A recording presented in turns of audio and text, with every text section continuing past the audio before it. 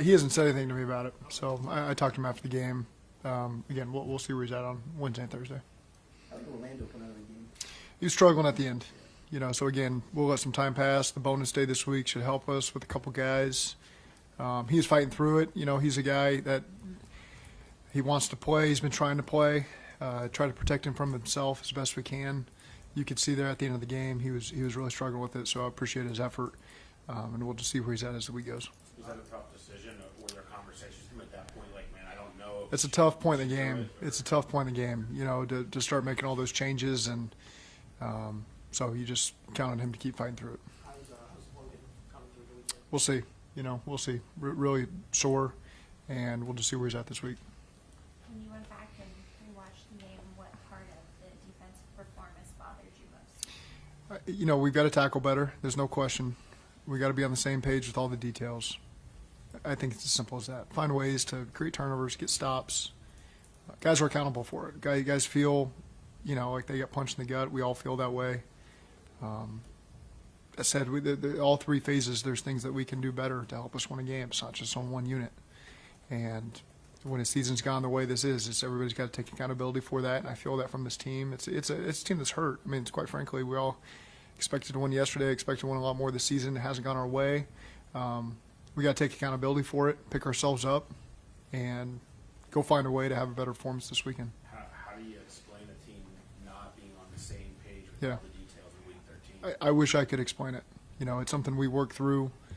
I do feel good about the preparation, but that hasn't shown up on game day as much as it needs to. And we'll keep working through it. We got guys that care. That's obviously an important part of it. Is it means something to everybody out there. It's not guys that are putting in half effort and pointing fingers at each other. It's guys that are hurt and care and take a lot of pride in their performance and the unit's performance and the team's performance. And so, again, we just got to find a way to improve. Is there extra concern that it's been the first half recently in a lot of these games that ultimately the defense hasn't been there? It's a concern that we're 4-8 and our whole team hasn't done enough to find more wins. I think that's the biggest issue. When Joe, after the game, says that he's going to closely watch everyone to see who's with us and who's not with us going forward, what does that mean to you? I think at this point it says a lot about the leadership on the team, and it's what happens. You see who can handle the adversity, who's got thick skin, who's willing to go through this. Because we've had good times here, and you got to work through the bad, and it'll help you appreciate it when things are going really good. But I do appreciate Joe saying that. That's where the leaders got to step up and hold everyone accountable, hold themselves accountable. Joe's a guy that does it the right way. And so when he says something, it means something, because guys look at him and say, okay, this guy puts in extra work. He does all the things. He plays at a high level. He's put himself in a position to do that. And so when a guy like that speaks, it carries its weight. And those are the kind of things you need from the leadership on the team, and Joe's willing to step up and say the things that need to be said. Have you seen that kind of behind the scenes as well this year? Absolutely. Yeah, I mean, there's a lot of guys that I meet with privately, meet with in groups, and so again, my belief in them hasn't wavered from a leadership perspective, certainly. And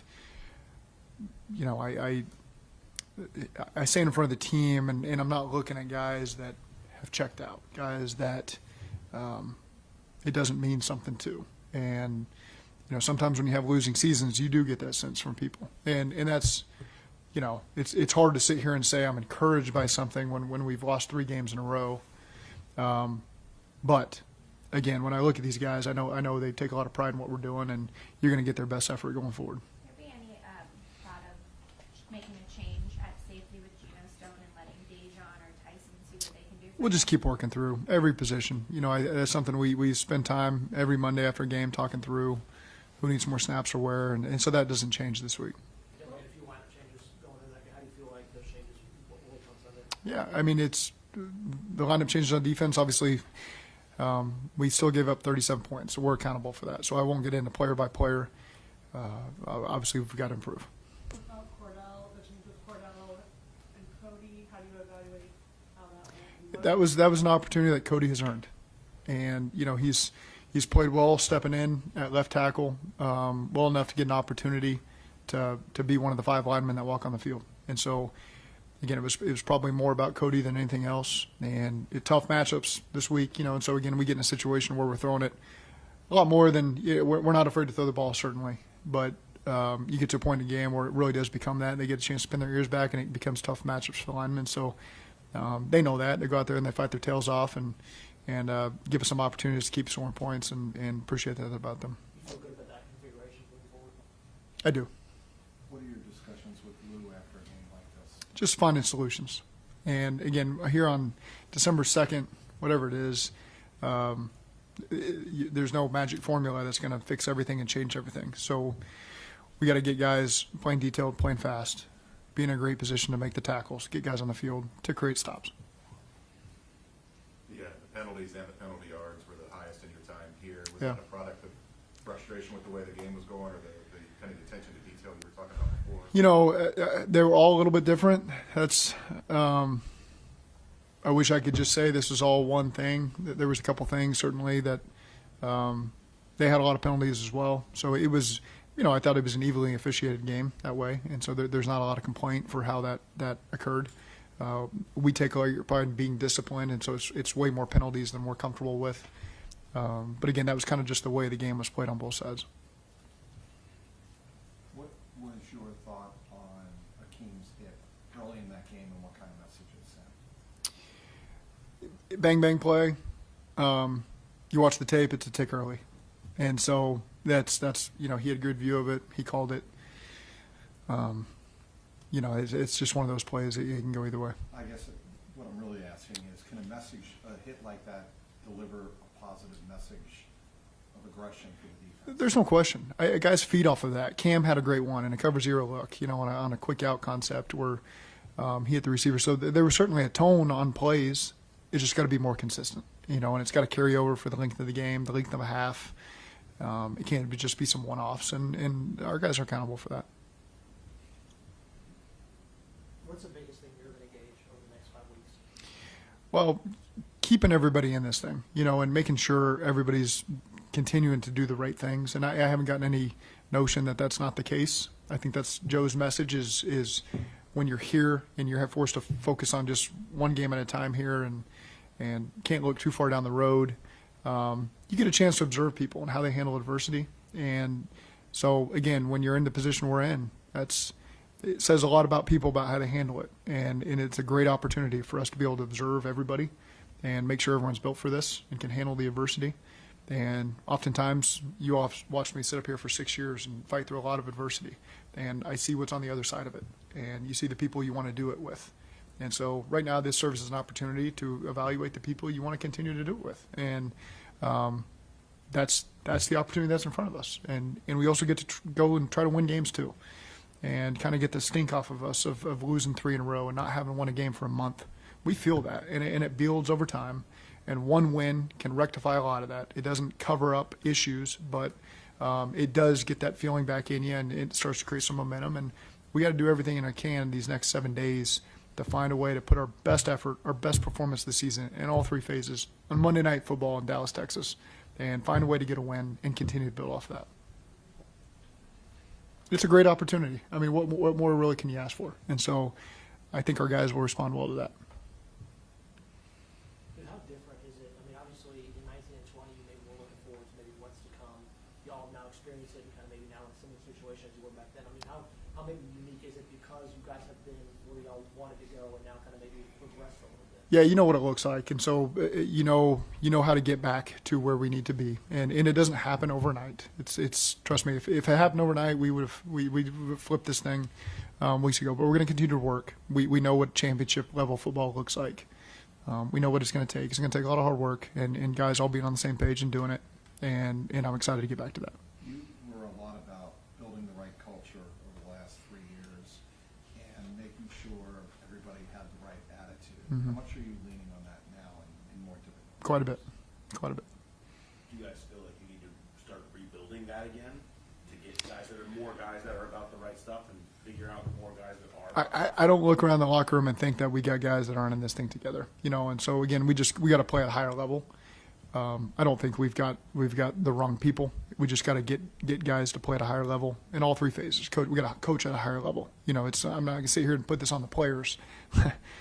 As a head coach, you sit there and you're 4-8. You're a 4-8 head coach, and that starts with you. And to get the most out of everybody, that's my job, and I don't take that lightly. There's a lot that comes with that. I love the responsibility, but with you, there come moments like this where you got to put it on your shoulders and find ways to motivate everyone and get the most out of everyone. And there's a lot of work that goes into that. How much, along those lines, how much responsibility do you feel over the defense? You let Lou do his thing on that side. How much responsibility as the head coach do you feel over that defense? A lot. You can't shy away from that. And just because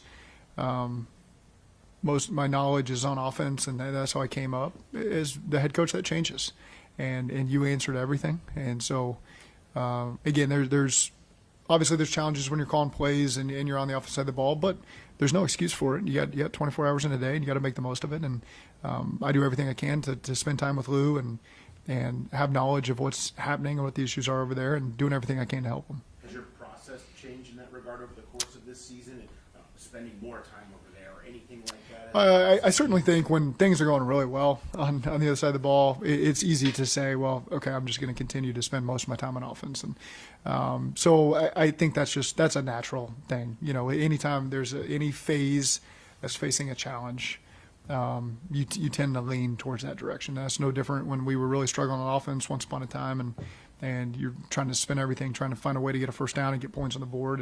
And so again, sometimes this I've had experience doing it in all areas, and continue to do that. Andre had a touchdown yesterday. How do you feel like he's developed this year? And the receivers really behind T and Jamar. How do you feel like they've kind of handled that role over the course of the season? I think Dre is making the most of his opportunities. It's circumstantial sometimes that it's just not coming his way because we've got two of the best receivers in the NFL. And so you're spending a lot of time and effort making sure that they get the ball, and you're trying to put them in a position. Mike Gesicki is a tremendous matchup for us as well at the tight end position. So we've got an abundance of talent over there. And so you focus a lot of your energy on making sure they're 1, 2, 3 in the progression. And so, again, Dre's ready. When the ball comes his way, he's ready to make the most. Like at the end of the game, he gets that opportunity, he makes the most of it. A ton of confidence in Dre.